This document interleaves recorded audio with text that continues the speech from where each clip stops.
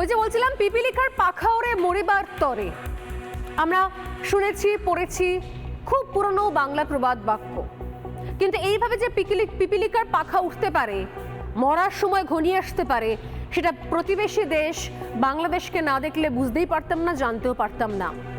কারণ আমাদের একটা শ্রেণী দীর্ঘদিন ধরে বুঝিয়ে এসেছে, আচ্ছা বাংলা ভাষার ধারক বাহক নাকি একমাত্র বাংলাদেশ, যেখানে বাংলা ভাষাটা চলই নেই। আধা লোক সেখানে বাংলা ভাষায় কথা বলে না, লোকে একে অপরকে বাবু দিদি দাদা সম্বোধন না করে বলে জি। জিটা বাংলা ভাষা কবে থেকে হলো? বাংলা ভাষায় আমরা কথা বলি, ভারতীয় বাঙালিরা বাংলা ভাষায় কথা বলে, বাংলাদেশের বাঙালিরা নয়। তাদের প্রত্যেক ক্ষেত্রে নতুন নতুন ভাষা এসেছে, বাংলা ভাষা থেকে তারা দূরে সরে গেছে বহুদিন। আমরা বলি স্নান করা, বা আরো কলকিয়াল কথ্য ভাষায় চান করা, আর তারা বলেন গোসল করা। এরকম হাজার একটা উদাহরণ রয়েছে, আমি প্রতিদিন আপনাদের দিতে পারি। মুশকিল হচ্ছে এই যে শ্রেণীটা যারা চিরকাল বুঝিয়ে এসেছে বাংলাদেশ কত বড় সেন্টিমেন্ট, আবেগ, কত কিছুর জায়গা, ভালোবাসার জায়গা, তারা সমস্ত আবেগ, ভালোবাসা, ভালো ভাষা সবকিছু মনে রাখতে পেরেছেন, বাংলা ভাষা মনে রাখতে পেরেছেন, বাংলাদেশে ছেড়ে আসা জমি জমা পুকুর সব মনে রাখতে পেরেছেন। শুধুমাত্র সে দেশ থেকে কেন চলে আসতে হলো? রাতের অন্ধকারে নিজের সম্পত্তি, জমি বাড়ি, পুকুর, দালান, মন্দির সব ছেড়ে, সেইটা তারা মনে রাখতে চাননি। কারণ এর প্রান্তের এ রাজ্যের তৎকালীন শাসক দল সিপিএম দায়িত্ব নিয়ে তাদেরকে সেই কথাগুলো ভুলিয়ে দিয়েছে, তাদেরকে ছদ্ম আরেকটা ভণ্ডামির ভাষা শিখিয়েছে, সেকুলার হওয়ার ভাষা শিখিয়েছে। আসলে সবটাই ভণ্ডামো। অন্য ক্ষেত্রে, নিজের দেশের ক্ষেত্রে এক পলিসি, অন্য দেশের ক্ষেত্রে অন্য পলিসি, অদ্ভুত দ্বিচারিতা। আর সেই বাংলাদেশ এখন কড়ায় গন্ডায় তার হিসেব নিকেশ করে দিচ্ছে। এতদিন ধরে যে আবেগের কথা বলা হয়েছিল, সেই বাংলাদেশের কাছে সেই আবেগের কোনো রকমের কোনো দাম নেই। উল্টে তারা এখন ছুটছে পাকিস্তানের দিকে। পূর্ব পাকিস্তান, পূর্ব আফগানিস্তান, এই দুটো মিলেমিশে বাংলাদেশ এই মুহূর্তে হয়ে গেছে পূর্ব পাক ঘানিস্তান। পূর্ব পাক ঘানিস্তান হয়ে গেছে আমাদের প্রতিবেশী দেশ বাংলাদেশ। তো এই পূর্ব পাক ঘানিস্তান দেশের কি ইচ্ছে, কি স্বপ্ন? তাদের স্বপ্ন তারা 7 দিনের মধ্যে উত্তর পূর্ব ভারতটা পুরোটা দখল করে নেবে, 4 দিনের মধ্যে কলকাতা দখল করে নেবে, আর মোটামুটি সব মাসখানেক সময় পেলে পুরো ভারতটাই দখল করে নেবে। হাস্যকর। ততদিক হাস্যকর হচ্ছে প্রাক্তন সেনা কর্তারা, সেনা আধিকারিকরা যখন কাঁপতে কাঁপতে, নড়তে নড়তে, তোতলাতে তোতলাতে, ফোকলা দাঁতে কথাগুলো বলছে সেই সেনা চাচারা, তখন আরো বেশি হাস্যকর লাগে।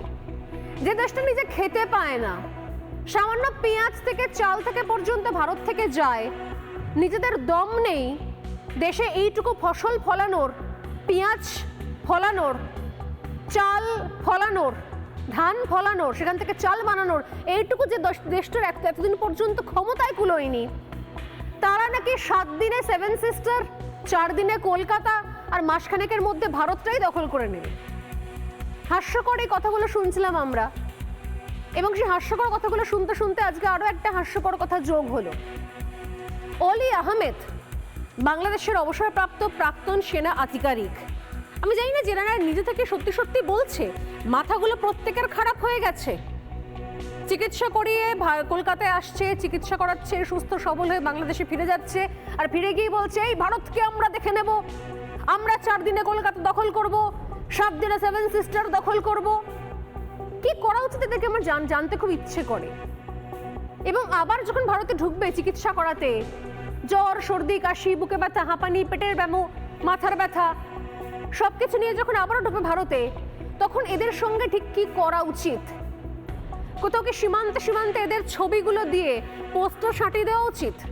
আমি জানি না কি করা উচিত এদের সঙ্গে, এই সমস্ত লোকজনের সঙ্গে, এই সমস্ত অবসরপ্রাপ্ত চাচাদের সঙ্গে কি করা উচিত।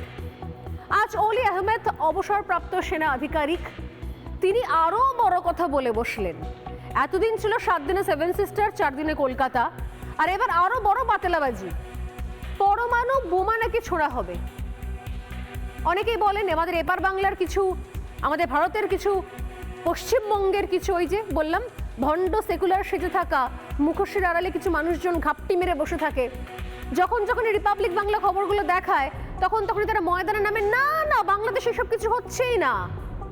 কেউ বাংলাদেশ চলে যায়, কেউ বাংলাদেশের লোকজনের সঙ্গে যোগাযোগ করে, কেউ বাংলাদেশের প্রতিবেদনের লিঙ্ক পোস্ট করে বলে যে ওখানে দেশে যে খবর দেখাচ্ছে সেটাই আসল খবর।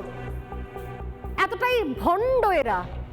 আসলে এরা প্রত্যেকে জামাতের দালালি করছে এদেশে থেকে পড়ে খেয়ে।